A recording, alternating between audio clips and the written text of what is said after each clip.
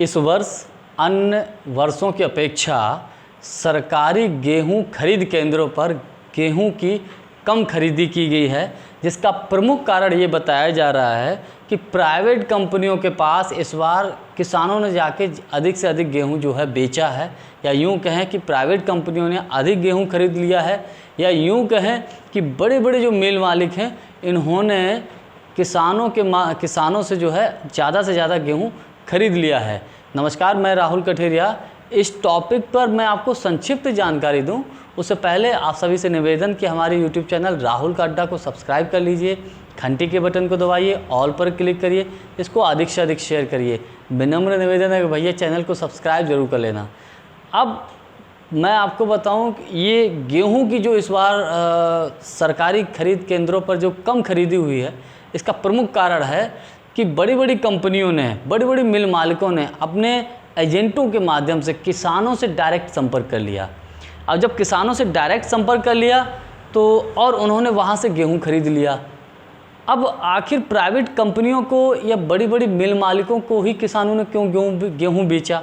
इसका प्रमुख कारण ये है कि इस वर्ष जो एमएसपी थी, जो एमएसपी से भी 100-200 रुपया बढ़ाकर प्राइवेट कंपनियों ने और बड़े बड़े मिल मालिकों ने गेहूं खरीदा है किसानों से। अब भैया जाहिर सी बात है कि किसान को जहां रेट अच्छा मिलेगा तो जाहिर सी बात वो वहीं बेचेगा। यही पर जो है नुकसान कर दिया सरकारी खरीद केंद्रों का किसने? प्राइवेट कंपनियों ने।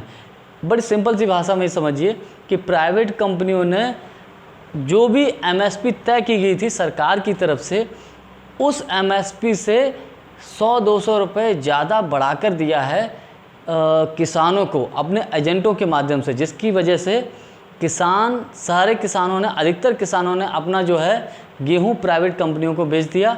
सरकारी खरीद केंद्रों पर अन्य वर्षों की अपेक्षा इस वर्ष बहुत कम गेहूं पहुंचा है। और फिर कंपनियों ने क्या किया? उस गेहूं को विदेशों में निर्यात कर दिया, विदेशों में भेजने लगे। लेकिन जैसे ही भारत में इस गेहूं के शॉर्टेज की संभावना बनी, या यूं कहें कि भारत में गेहूं के दाम बढ़ने की शुरुआत हुई, सरकार चेती और सरकार ने समय पर निर्णय लेते हुए विदेशों में जो निर्यात हो रहा था गेहूं, उस पर तुरंत और तत्काल से प्रभाव से रोक लगा दी, जिसकी वजह से भारत में जो गेहूं का जो रेट बढ़ता जा रहा था उस पर वो कंट्रोल हुआ। और ये सिर्फ भारत में ही गेहूं का रेट नहीं बढ़ रहा था, बल्कि दुनिया के लगभग अधिकतर देशों में गेहूं का रेट बढ़ रहा था।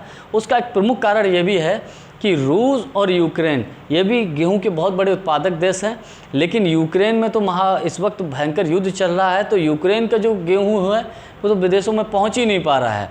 तो इस वजह से युद्ध होने के कारण जो है उन देशों का गेहूं अधिकतर बाहर नहीं निकल पा रहा है। भारत भी दुनिया में सबसे लगभग दूसरे नंबर का गेहूं उत्पादक देश है जो विदेशों को निर्यात करता है। लेकिन सीधी सी बात है भैया, पहला हम खुद तो खा लें, पहले अपना पेट भर लें, तभी तो हम आपकी मदद कर पाएंगे। कहने का तात्पर्य, भारत सरकार ने सोचा अगर गेहूं के निर्यात पर रोक ना लगाएगी तो कहीं ना कहीं भारत में गेहूं की शॉर्टेज हो जाएगी, भारत में गेहूं की किल्लत हो जाएगी और गेहूं के दाम एकदम आसमान छू जाएंगे और महंगाई बढ़ जाएंगे। गेहूं के एक ऐसा खाद्य पदार्थ है भारत में जो लगभग हर प्रदेश के हर घर में लगभग गेहूं खाया जाता है, और भारत ही नहीं बल्कि दुनिया का प्रमुख खाद्य पदार्थ है। तो इस हिसाब से गेहूं के निर्यात पर रोक लगाकर सरकार ने एक अच्छा काम किया है, जिसकी वजह से कंट्रोल हुआ, गेहूं के रेट गिरे और पब्लिक को जो है कम दामों पर गेहूं मिलना शुरू हो गया। इसकी वजह से एक और इसका नुकसान क्या हुआ था, आप लोगों ने देखा होगा, कुछ समय के लिए आटे के दाम बढ़ गए थे और वो तो आज भी बढ़ा हुआ है। तो ये भी यही कारण रहे हैं। तो कहने का तात्पर्य मेरा ये है, इस वर्ष प्राइवेट कंपनियों ने, बड़े बड़े मिल मालिकों ने सरकारी खरीद केंद्रों को पलीता लगा दिया, या यूँ कहें सरकारी योजनाओं को पलीता लगा दिया, और जिसकी वजह से सरकार को बहुत नुकसान हुआ है। हालांकि किसान को फ़ायदा हुआ है, सरकार को किसान को फ़ायदा हुआ है, लेकिन सरकार को नुकसान हुआ है, क्योंकि सरकारी खरीद केंद्रों पर गेहूं कम पहुंचा है। वीडियो को देखने के लिए आपका बहुत बहुत धन्यवाद। नमस्कार।